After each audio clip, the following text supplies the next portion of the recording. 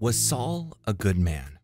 Saul Goodman ended up serving 86 years of prison time for money laundering, theft, obstruction of justice, lawyer misconduct, breaking and entering, accessory to murder, and several other things. The infamous criminal lawyer had caused numerous lives lost and other forms of damage through the entirety of his career. Formerly known as James McGill, or Jimmy, his descent and transformation into Saul Goodman was presented clearly in the series Better Call Saul. Jimmy began his propensity towards crime at a young age, having suspected to steal from his parents' cash register and running scams around the neighborhood. However, Jimmy was also capable of altruism and genuine empathy. He looked out for his loved ones and craved their approval. He could also be self-reflective and deeply caring. What was the nature of Jimmy's morality? Was he a good man? As a kid, Jimmy wasn't exactly a stickler for rules. As his brother Chuck would put it, he couldn't keep his hand out of the cookie jar. Jimmy saw that people were taking advantage of his father's meek nature. His family's store was losing money, and Jimmy learned at a young age from one of the con men that were working his father that you were either a sheep or a wolf. This sentiment shaped Jimmy's early worldview. Afterward, Jimmy himself started taking money from their store's cash register. Their family store would soon go bankrupt. Not long after, their father passed away. While Chuck blamed Jimmy for causing their store to go out of business and indirectly causing their father's death, Jimmy attributed to his dad's own fault for his excessive generosity. It is apparent from even early on that Jimmy was not going to grow up to be a paragon of justice. It seems clear that his problematic childhood had formulated in him, very early on, a pathological disposition, although it could also be assumed that he had an amicable relationship with his mother, as exemplified by her calling for him on her deathbed instead of Chuck. Jimmy's relationship with his mother could possibly be the reason his capacity for empathy and authenticity wasn't completely stumped. Growing up, Jimmy proved to cause a lot of trouble for those around him. His scams developed and became more problematic, earning him the nickname Slippin' Jimmy in the process. After he was arrested for defecating on his ex-wife's husband's car rooftop, Jimmy relied on Chuck to get him out of prison and had promised him to get his act together ever since. This was an important development of Jimmy's morality.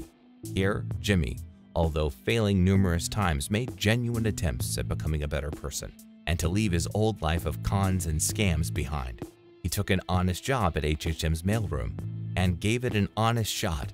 Jimmy's understanding of right and wrong did not necessarily change here. However, he could not deny that he wanted Chuck to acknowledge him. Jimmy wanted Chuck to see him as capable. Despite doing it for an arguably selfish reason, Jimmy did showcase his capacity for self-reflection and empathy. He understood that Chuck was disappointed in him, and he felt guilty because of it. This extent of compassion is unthinkable for someone suffering from antisocial personality disorder, which renounces the possibility of Jimmy being a psychopath. However, just because he wanted his brother's approval did not mean he was able to get it easily. In order to please Chuck, Jimmy had to actively go against his own natural disposition to force himself to do the right thing. This would all change after Jimmy discovered how Chuck really felt about him becoming a lawyer. Jimmy realized that he had been actively sabotaging him all along. Though this hurt him badly, Jimmy also felt liberated. This way he didn't have to live his life trying to please other people anymore. Jimmy's liberation was short-lived. After he rejected a prestigious job offer from a reputable law firm, he realized how much he cared about Kim. After having had his spark reignited by running a con together with Kim, Jimmy realized that he needed to go back on his words and take the job so that Kim would approve of him. This was Jimmy's pattern of behavior. He was never governed by morals or principles. He also wasn't fundamentally driven by money or greed or some form of sadistic pleasure over tricking people. Jimmy's behavior was dictated by the people that he wanted to please. Granted, that didn't make him a pushover, since the kind of people he needed approval from were very few. Yet, that was all that kept him from going off the rails. This need for approval was what prevented Jimmy from becoming a chimp with a machine gun, as Chuck likened him. Jimmy's natural temperament was always at odds with his desire to feel accepted by his loved ones. However, lurking beneath it was always his uncontrollable self, just waiting to rear its head the moment it got the chance. This was one of the interpretations of the Better Call Saul's light switch scene. the moment Jimmy accepted the job at Davis and Maine. He saw a light switch with tape over it that said, "Do not turn off." Jimmy took off the tape and turned off the switch, before sticking the tape back on and leaving it as it was when he discovered it. After he pressed the light switch, he looked up, half expecting something bad to happen, but nothing did. Jimmy could not help himself. He would always skirt around the rules and bend them as he saw fit. He was afraid that becoming his real self would come back to bite him, but as the light switch demonstrated, it didn't. This gave him a glimmer of hope. Maybe he could still be himself, he thought, despite taking on this job to get Kim's acknowledgement. At this point, Jimmy's moral compass was dependent on his bond with both Chuck and Kim. Despite thinking he had broken free of Chuck's influence after finding out how Chuck really felt about his career in law, Jimmy could not deny for long that he still wanted Chuck's approval. As was previously established, Jimmy relied on the approval of other people he cared about.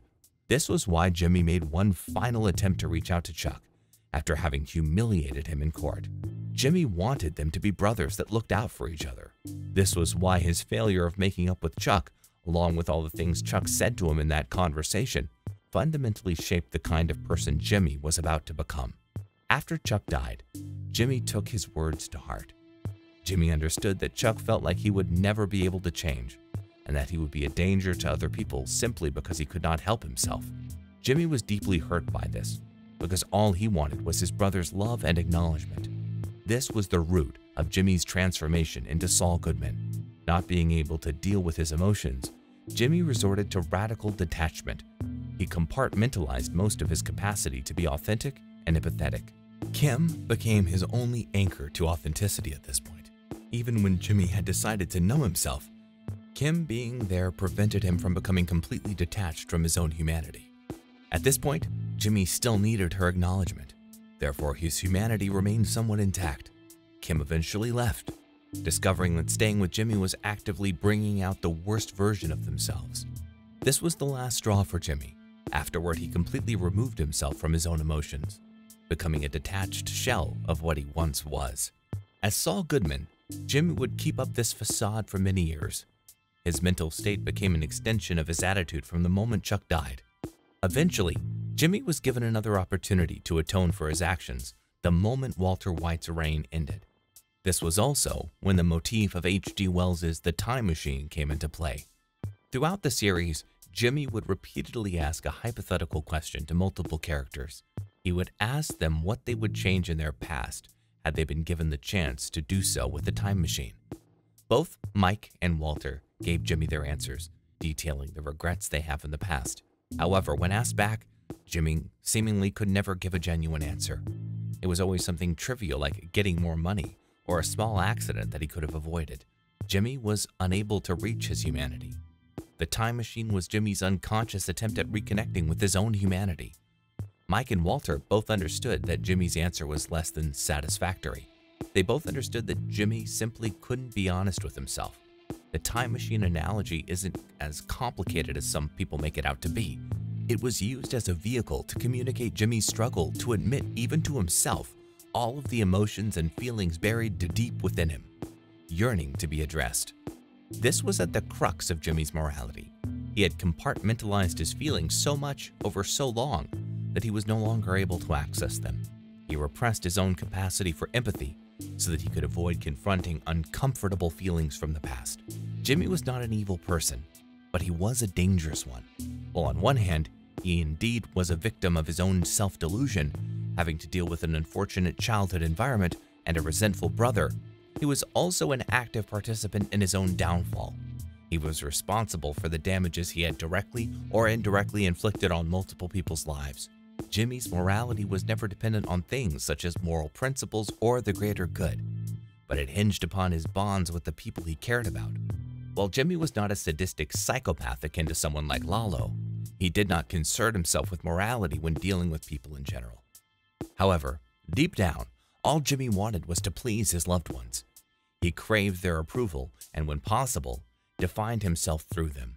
That was why something fundamentally changed the moment he no longer had that person. This dynamic is persistent until the end of the story.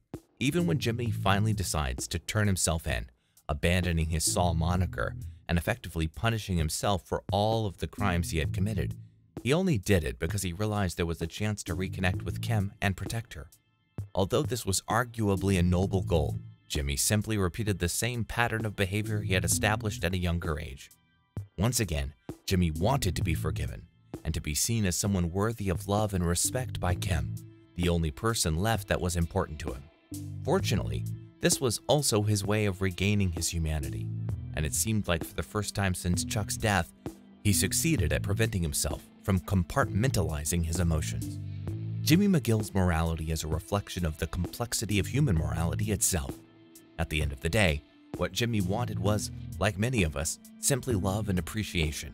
However, unfortunate circumstances led Jimmy to actively hurt other people's lives while repressing his human emotions to shield himself from emotional distress. He resorted to becoming money-oriented because he didn't know what else to do after having successfully killed off his capacity for genuine empathy. Although he did eventually succeed at regaining back his humanity, its cost was to spend the rest of his years in prison. Jimmy paid his price, and although it would never undo the horrible things that he did, it might help him sleep a little better at night. Ultimately, it doesn't matter whether Jimmy McGill was a good person. All he wanted, like any of us, was to feel like he belonged.